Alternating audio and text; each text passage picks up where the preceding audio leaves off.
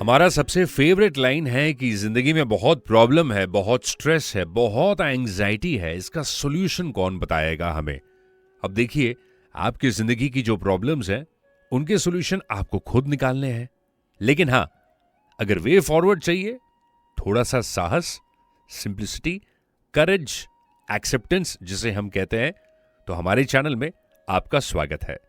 क्योंकि हम यहां पर श्रीमद् भगवद गीता को सरल, सहज और सिंपल भाषा में आपके सामने रखने की कोशिश करते हैं। ये एपिसोड 68 है। इसके पहले के 67 एपिसोड्स इसी चैनल के प्लेलिस्ट पर आपको मिलेगी। और ये है चैप्टर 10 यानी राज विभूति योग। हमारे चैनल को सब्सक्राइब करना ना भूलिए। दोस्तों, आप स्वयं ही अपने आप से अपने आप को जानते हैं। इसका तात्पर्य यह है कि जानने वाले भी आप ही हैं, जानने में आने वाले भी आप ही हैं, और जानना भी स्वयं अपने आप को है। तो कहने का अर्थ है कि अगर सब कुछ आप ही हैं, जब आपके सिवाय और कोई है ही नहीं, तो फिर कौन किसको जाने। नहीं, कंफ्यूज मत होइए, समझाने की कोशिश करता हूं। हम अपनी आंखों से सबको देखते हैं, पर एक आंख से दूसरों को नहीं देख सकते। परमात्म तत्व स्वयं को स्वयं ही जानता है, यानी सेल्फ रियलाइजेशन जिसे अंग्रेजी में हम कहते हैं। श्री कृष्ण कहते हैं कि जो मनुष्य मेरी विभूतियों को और योग को तत्व से ही जानता है, उसको मेरे में अटल भक्ति योग हो जाता है। अर्जुन भगवान से कहते हैं कि दूसरा कोई आपको जान ले, यह संभव ही नहीं है। अतः आप स्वयं ही अपनी पूरी की पूरी विभूतियों को कह दें, जिनसे मुझे भक्ति योग की प्राप्ति हो जाए। कथम विद्याम अहम योगिम स्त्वं सदा परिचिन्तयन् केषु केषु च भावेषु चिन्तयोसि भगवन्मया। हे योगेश्वर, मैं तो हरदम आपका चिंतन करता हूं। आपको कैसे जानूं? मैं कहां कहां, किस किस वस्तु, व्यक्ति, स्थान आदि में आपका चिंतन करूं? आप किन किन रूपों में प्रकट हुए हैं, जिन रूपों में मैं आपका चिंतन कर सकूं। हे जनार्दन, आप अपने योग और विभूतियों को विस्तार पूर्वक फिर से कहिए, क्योंकि आपके अमृतमय वचन को सुनते हुए मुझे कोई तृप्ति नहीं हुई है। मन करता है कि सुनता ही चला जाऊं। जैसे कोई व्यक्ति खाना खाने के लिए बैठे और खाने में उसकी मनपसंद चीजें हो, तो वो बार बार उसे मांगता है। यहां दो बातें हो सकती है। एक तो वह व्यंजन अगर कम हो तो उसकी तृप्ति नहीं होती। दूसरा, अगर उसका पेट भर जाए तो वो उसे ज्यादा नहीं खा सकता।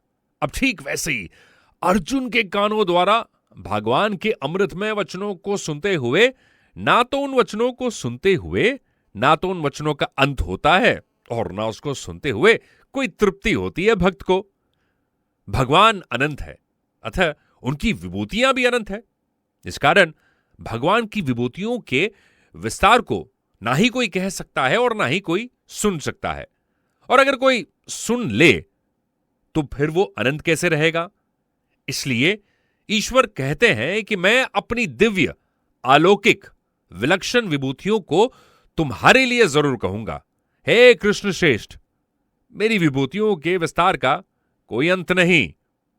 मनुष्य सोता है तो नींद में इंद्रियां यानी उसकी जो सेंस ऑर्गन्स है संकुचित होकर मन में, मन संकुचित होकर बुद्धि में, और बुद्धि संकुचित होकर अज्ञान में लीन हो जाती है।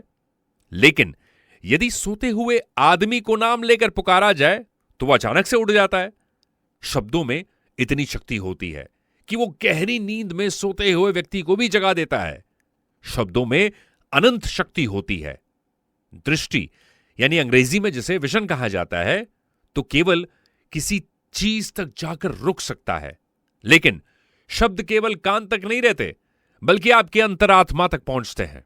इंद्रियां केवल अपने अपने विषय को ही पकड़ सकी है, परमात्म तत्व को नहीं पकड़ सकती, क्योंकि परमात्म तत्व इंद्रियों का विषय है ही नहीं। ईश्वर ने अपनी संपूर्ण विभूतियों के सार में कहा है कि संपूर्ण प्राणियों के आदि, मध्य और अंत मैं ही हूं। यह नियम है कि जो वस्तु पैदा हुई है वो नष्ट जरूर होगी। उसके आरंभ और अंत में जो तत्व रहता है वही तत्व उसके मध्य में भी रहता है, चाहे वो दिखाई दे या ना दे। कहने का अर्थ है, जो वस्तु जिस तत्व से पैदा हुई है और जिसमें लीन जाती है, उसी वस्तु के आदि, मध्य और अंत में यानी हर समय एक तत्व आपको जरूर मिलेगा।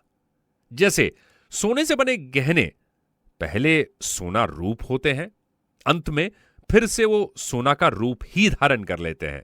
अब देखा जाए तो जब गहने थे तब भी तत्व के रूप में वो सोना ही थे। इसी प्रकार संपूर्ण प्राणी आदि में परमात्म स्वरूप थे और अंत में लीन होने पर भी वो परमात्म तत्स्वरूप ही होंगे। यहां भगवान ने स्वयं को संपूर्ण प्राणियों के आदि, मध्य और अंत में होने की बात कही है। ईश्वर के सिवाय और कुछ है ही नहीं, अर्थात सब कुछ ईश्वर ही है। चलिए आपको मैं एक छोटी सी कहानी सुनाता हूं। बहुत समय पहले की बात है। एक राजा को उपहार यानी गिफ्ट में बाज के 2 बच्चे गिफ्ट किए गए। ये बड़ी ही अच्छी नस्ल के थे और राजा ने कभी इससे पहले इतने शानदार बाज देखे ही नहीं। तो राजा ने उनकी देखभाल के लिए एक बड़े एक्सपीरियंस्ड सेवक को नियुक्त कर दिया। कुछ समय बाद राजा ने देखा कि दोनों बाज काफी बड़े हो चुके हैं और अब पहले से भी वो शानदार लगने लगे हैं। राजा ने बाज के देखभाल करने वाले उस सेवक को कहा कि मैं इनकी उड़ान देखना चाहता हूं, तुम इन्हें उड़ने का एक इशारा करो। अब उस सेवक ने वही किया। इशारा मिलते ही दोनों बाज उड़ान भरने लगे और उनमें से एक बाज तो आसमान की ऊंचाइयों को छू रहा था, लेकिन जो दूसरा बस कुछ देर ऊपर जाता फिर वापस उसी डाल पर आकर बैठ जाता जिस पर वो बैठा हुआ था। राजा को यह बात बड़ी अजीब लगी, तो उन्होंने उस सेवक से इसका कारण पूछा। सेवक ने उत्तर दिया, हुजूर, इस बाज के साथ शुरू से ही यही समस्या है कि वो इसी डाल को कभी छोड़ता ही नहीं है। राजा को दोनों बाज बहुत प्रिय थे, तो दूसरे बाज को भी वो आकाश में उड़ता हुआ देखना चाहते थे।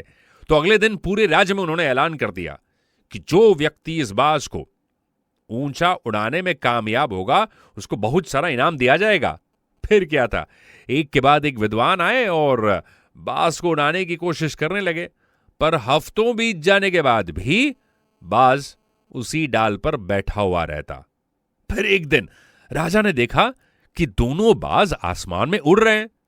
उनको अपनी आंखों पर यकीन नहीं हुआ और उन्होंने तुरंत अपने सेवक को बुलाकर पता लगाने के लिए कहा। तो उनको बाद में पता चला कि रीजन वॉज एक सिंपल सा फार्मर। अगले दिन वो दरबार में राजा से मिलने आया और राजा ने कहा, मैं तुमसे बहुत प्रसन्न हूं यार, तुम मुझे एक बात बताओ कि जो काम बड़े बड़े विद्वान नहीं कर पाए वो तुमने कैसे कर दिखाया। किसान ने मुस्कुराकर कहा, मैं तो एक साधारण सा किसान हूं राजा, मैं ज्ञान और विज्ञान आदि को नहीं जानता। मैंने तो बस उस डाल को ही काट दिया जिस पर बैठने का वो आदी हो चुका था। अब जब डाल ही नहीं रही तो वो भी अपने साथी के साथ ऊपर उड़ने लगा। तो दोस्तों, पदार्थ से परमात्मा तक की, व्यर्थ से सार्थक की और हमारी यात्रा जब होगी तब हम दुनियादारी की इस डाल को कब छोड़ेंगे, इस सवाल का जवाब तो आपको देना है। आज का ये एपिसोड आपको कैसा लगा हमें जरूर बताइए। देखिए, इस चैनल में कोई कमर्शियल ट्रांजैक्शन नहीं है। हमारा एक मकसद और एक सपना रहा है कि श्रीमद् भगवद गीता की ये बातें इस चैनल पर है। आपने कभी गौर किया है कि हम जो नरेट करते हैं, जो लिखते हैं, इस चैनल पर अपना नाम भी नहीं बोलते, लेकिन हमारी यही प्रार्थना है कि सनातन धर्म की इन बातों को, धर्म की इन बातों को आप ज्यादा से ज्यादा लोगों तक पहुंचाएं। आप ही हमारा सहारा हो। मोबाइल फोन आपके हाथों में है, सोशल मीडिया के चैनल्स आपके हाथों में है। जाकर इस चैनल के लिंक को शेयर करें अपने दोस्तों और परिवार के साथ। हर हर महादेव।